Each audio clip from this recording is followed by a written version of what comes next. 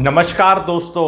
Haryana government की एक नई और अमेंडमेंट जो कि मेरे हिसाब से काफ़ी अच्छी है, गेम चेंजिंग हो सकती है। इसको जैसे Shekhar Gupta ji cut the clutter करते हैं, वैसे मैं Gurgaon real estate, generally real estate का कट द क्लटर और एनालिसिस करेंगे, हायर ऑर्डर थिंकिंग करेंगे कि ये आई है तो इससे क्या होगा क्या होगा क्या होगा। आपको इस पर क्या लगता है प्लीज़ कमेंट सेक्शन में लिखिएगा। तो क्या हुआ है सुनिए जी। EWS फ्लैट बनाने पड़ते थे हर बिल्डर को अपनी सोसाइटी में 10%। आप सबको पता है कि अगर 1000 फ्लैट बनेंगे तो 100 EWS बनाएंगे, वो पॉलिसी चल रही थी। अब उस पॉलिसी को ट्विक करते हुए बिल्डर को ऑप्शंस दिए गए हैं कि भाई साहब तू अपनी 10% ऑफ लैंड पार्सल और 1 एकड़ of land which ever is less government को दे दो। मान लो आपका 8 एकड़ लैंड है तो उसका 10% हुआ 0.8 एकड़, तो 1 एकड़ और 0.8 एकड़ में 0.8 एकड़ कम है तो गवर्नमेंट को दे दो, वो उस पर कुछ अफोर्डेबल हाउसिंग बनवा लेगी किसी से। Affordable housing, not EWS। तो बहुत बड़ी चीज़ है। दूसरी चॉइस डेवलपर को ये दे रखी है कि मान लो आप लैंड नहीं देना चाहते तो आपको क्या करना है कि अपने प्रोजेक्ट का 10% अगेन लिमिटेड टू 1 एकड़ आप वो लैंड गवर्नमेंट को और पैसे देंगे उसके 3 टाइम्स सर्कल रेट। कि मैं अपने में ना EWS तो ख़त्म है ही है, लेकिन मैं अफोर्डेबल के लिए भी नहीं देना चाहता, मैं अपनी लैंड देना ही नहीं चाहता। तो मैं अपनी लैंड देना नहीं चाहता तो मुझे क्या करना है, मुझे 1 एकड़ का जो सर्कल रेट है उसका 3 गुना पैसा गवर्नमेंट को देना पड़ेगा, फिर मैं अपना कुछ मर्जी कर लूँ। इसकी इम्प्लीकेशंस अब हम चर्चा करेंगे। ये तो मैंने बहुत अच्छे से समझा दिया आपको। अब इसको ध्यान से देखिए, जब भी कोई चीज़ आए ना उसको मॉरलिस्टिक ग्राउंड पे मत ले जाना। I am very very appreciative of this government action and ये गवर्नमेंट भी ज़मीन से जुड़ी हुई प्रैक्टिकल गवर्नमेंट लग रही है इस बारे में। नहीं तो नॉर्मल गवर्नमेंटों को बड़ा जोर लगता है इस तरह की चीज़ करते। EWS गुड़गांव में एज सच कोई इकोनॉमिक वीकर सेक्शन नहीं रहता। किसी सोसाइटी में जाके देख लो, 1.5 लाख रुपए के प्रीमियम का खेल कौन रहता है, किराए कितने आते हैं आपको पता है। 20 से 30 लाख रुपए में ट्रेड करते हैं, आपको पता है। तो वो 1.5 लाख का दे के अपना बेच देते थे।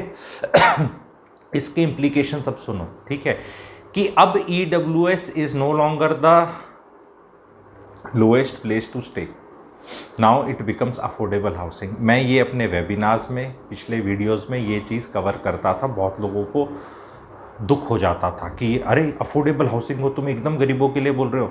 अब ऑफिशियल हो गया, स्टैंप लग गई है, सरकार की स्टैंप लग गई है।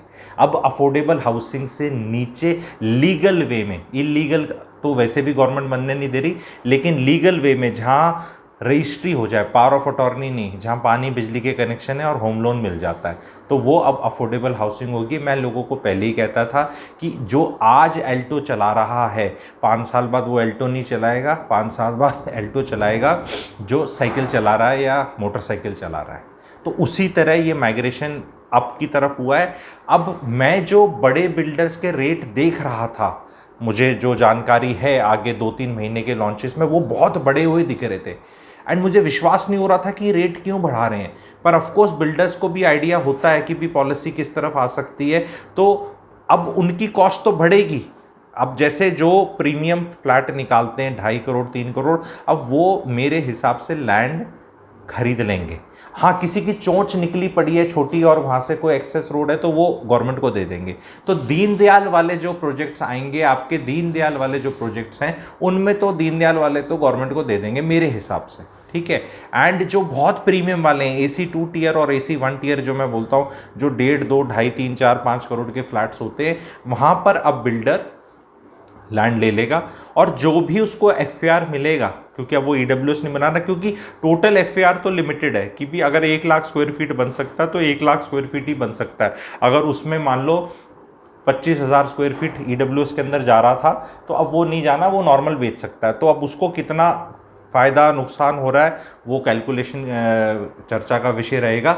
लेकिन अब आपको ये नहीं होगा कि भाई साहब ये वाला फ्लैट तो आपका EWS फेसिंग है, ये वाला टावर तो EWS के पास है, तो वो प्रीमियमनेस आ जाएगी। हर टावर में आ जाएगी। एंड मेरा यहाँ डेवलपर्स को एक आइडिया और रिक्वेस्ट है कि जब अगर ये हो गया है तो आपका जो EWS वाला जो आप बना रहे थे, अब वो बहुत FAR नहीं होता, क्योंकि वो टावर में एक एक कमरे वाले बनते थे 220 से 230 कारपेट एरिया के।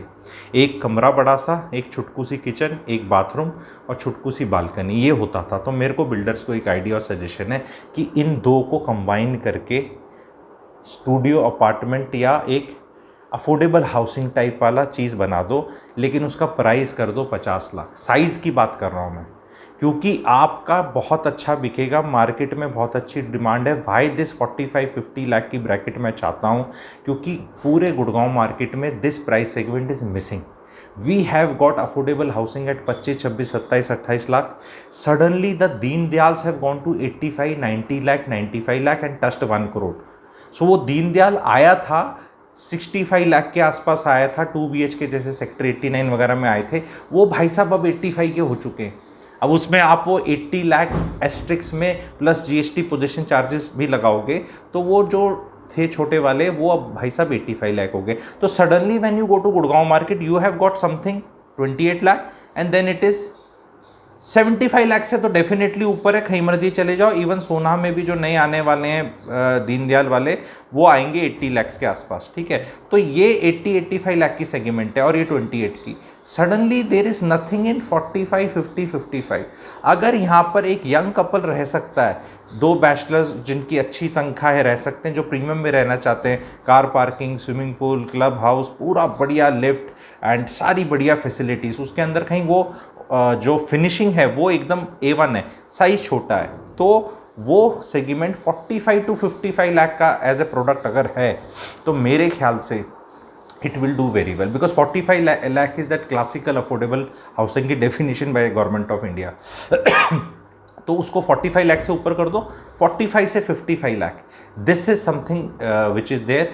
सेकेंड ऑर्डर थिंकिंग और आगे करें तो EWS जो एग्जिस्टिंग फ्लैट हैं आगे नहीं आएंगे, तो जहाँ अच्छे से ठीक से बने हुए हैं उनकी वैल्यूएशन में भी इजाफा है, बिकॉज अब नहीं आने वाले। EWS फ्लैट करके चीज़ ख़त्म। बिल्डर जो प्रीमियम बिल्डर और सोसाइटीज़ हैं उनके अंदर गवर्नमेंट की कोई एक आधी कोई स्कीम निकल जाए तो अलग है, लेकिन गवर्नमेंट ने भी अब अफोर्डेबल हाउसिंग को ही बॉटम बना लिया। इट इज़ समथिंग लाइक जैसे अल्टो बेस्ट सेलिंग कार थी बहुत साल, उसके बाद जब कंट्री का GDP पर कैपिटा बढ़ा, कंट्री ने तरक्की करी हमारे, तो Dzire became the best selling car. वो अब है नीचे, है सस्ती, लेकिन no longer the best selling car. उसी तरह something like this is happened. आप लोगों का इस पर क्या कहना है? एंड प्रैक्टिकलिटी की चीज़ है ये। कई बार क्या होता है आप ऐसे आंख मूंद लो और बोलो कि नहीं नहीं ये ऐसे भला हो रहा है, प्रैक्टिकली कोई भला नहीं हो रहा था।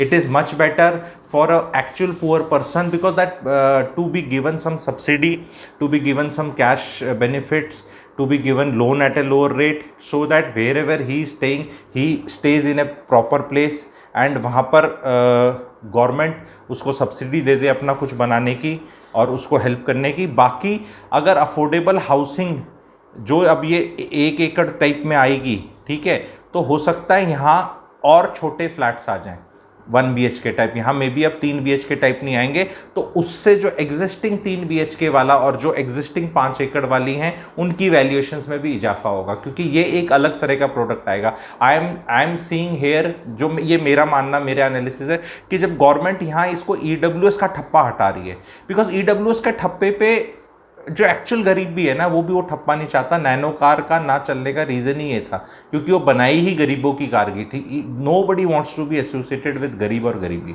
नैनो गाड़ी मिडिल क्लास की सेकंड कार बन के रहेगी कि मैडम मेम साहब जाके बाज़ार से शॉपिंग करके आ जाए सब्जी वगैरह के लिए। Nobody wanted to associate. तो जैसे ही नैनो आई अल्टो की सेल्स बहुत बड़ी थी, ठीक है। तो ये साइकोलॉजी बहुत बड़ी है, बहुत बड़ी चीज़, क्योंकि गुड़गांव में now nobody wants to be known as economic weaker section, because ये शहर इतनी अपॉर्चुनिटीज़ दे रहा है। अब आप ये प्लम्बर, कारपेंटर, इलेक्ट्रिशियन, इन सब के देख लो क्या रेट हैं। एक मतलब कॉल करके लिटरली हाथ जोड़ने पड़ते हैं, भाई साहब आ जा, 200 का काम है 500 दूंगा, आ जा, बंद है वो चल पड़ेगा, ठीक है।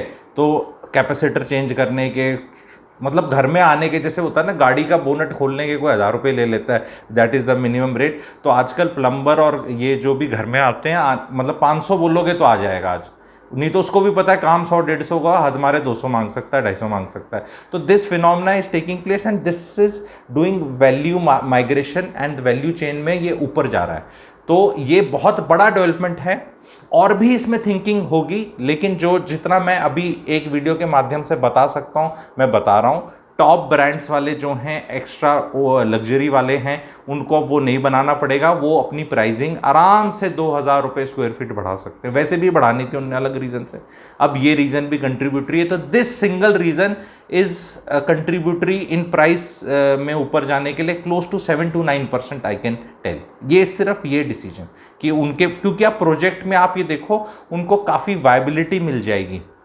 डिज़ाइन करने की। नहीं तो क्या करना पड़ता था, ईडब्ल्यूएस के चक्कर में उसको कहीं कोने में लगाना पड़ता था, उसका एक्सेस कहीं से देना पड़ता था, उस चक्कर में उनका जो एरिया, लैंड लॉस और जो फ्लेक्सिबिलिटी होती है एक आर्किटेक्ट की चीज़ों को फेसिंग वेसिंग करने की, वो और बढ़ जाएगी। अब मुझे एक चीज़ चेक करनी है कि जो एग्जिस्टिंग ऑलरेडी बिल्डर्स हैं जिनने ईडब्ल्यूएस बनाया नहीं है, ठीक है, तो उनका क्या स्टेटस है ये चेक करना पड़ेगा। आप में से कोई जो चेक करके बता सकता है, I will be grateful because it is crowd source funding of information, ठीक है, फंडिंग नहीं, क्राउड सोर्सिंग ऑफ इंफॉर्मेशन, कि भाई जो एग्जिस्टिंग है, जो बने नहीं है, जो ईडब्ल्यूएस बन के पोजीशन हो गया उनका तो कुछ नहीं हो सकता, लेकिन जो बन रहे थे, क्या वो अपने को पैसा देके गवर्नमेंट को अपना जो ईडब्ल्यूएस वाला ब्लॉक है जो बन चुका है पर फिनिशिंग नहीं हुई है, पोजीशन नहीं हुआ है, ड्रॉ नहीं हुआ है, अलॉटमेंट नहीं हुआ है, तो क्या उसको वो स्टूडियो अपार्टमेंट में कन्वर्ट कर सकता है, ये पता करना है, ठीक है। दूसरी चीज पता करना है कि जिसका गड्ढा खुदा है अभी, तो क्या वो अभी ये एक्शन कर सकता है। तो ये चीज भी, क्योंकि अगर उसमें भी आ गया, जो मुझे लग रहा है हो सकता है, लॉजिकली तो हो सकता है क्योंकि अमेंडमेंट आ गई है तो अब पैसे दे के अब कर लो, ऐसी क्या दिक्कत है। तो अभी से प्राइजेस 9%, 8 से 9% का इजाफा आपको 2 महीने में देखेगा। जो मैं वीडियोस बनाता हूँ या आप लोगों को बताता हूँ, हल्के में मत लेना, 2 महीने में ये चीज़ें अखबार में छपती हैं, आपको सबसे पहले जानने को मिलती हैं। क्योंकि 2 महीने बाद कोई लड़का इकोनॉमिक टाइम्स वाला, बिजनेस स्टैंडर्ड वाला, हिंदुस्तान वाला, ये वाला वो वाला, या कोई आपका टीवी चैनल वगैरह, वो इसको 2 महीने बाद एनालाइज कर रहा होगा। आपको एकदम गरम पूरियों की तरह, गरम जलेबी, गरम समोसों की तरह चीज़ें मिलती हैं। चैनल को सब्सक्राइब कर लें, अगर नहीं करा अभी तक, लाइक कर लें, शेयर कर लें, एंड लोगों को साथ शेयर करें इन्फॉर्मेशन। एंड ये वाला कटता क्लटर इस तरह मैं आगे भी लाता रहूँगा, जैसे जैसे डेवलपमेंट आती रहेगी, सबसे तेज आज तक की तरह, ठीक है। आपको कैसा लगा आप बताएंगे, एंड अपनी तरफ से कुछ पॉजिटिविटी कंट्रीब्यूट कर सकते हैं कि हाँ मुझे ऐसे लग रहा है, ये वाला पॉइंट आप भूल गए, ये वाला भी एस्पेक्ट कर लो, यस इससे चीज़ें पुश होंगी, यस इससे ये होगा, या एक आधी चीज़ कुछ और आप सोच सकते हो। ईडब्ल्यूएस के रेट एग्जिस्टिंग बढ़ेंगे, अफोर्डेबल हाउसिंग एग्जिस्टिंग डिमांड और बढ़ेगी, बिकॉज अगर और छुटकू आ रही हैं तो बड़े वाली अब इस तरह आएंगी नहीं, क्योंकि जहाँ भी 5 एकड़ के लाइसेंसेज हैं सब दीनदयाल की तरफ चले गए हैं।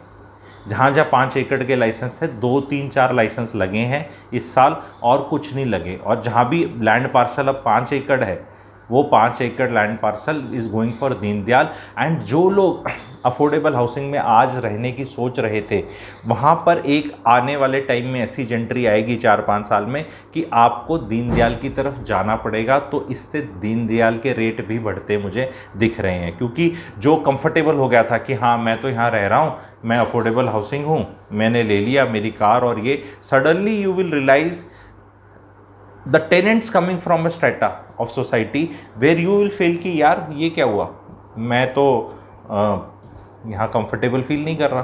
तो now either you will buy Deendayal और you will become tenant in Deendayal. This will happen. You may put this one on rent, which you have bought and which you own. Either you will stay in Deendayal on rent. When you stay Deendayal on rent, this is what I was calling value migration chain में ऊपर जाना।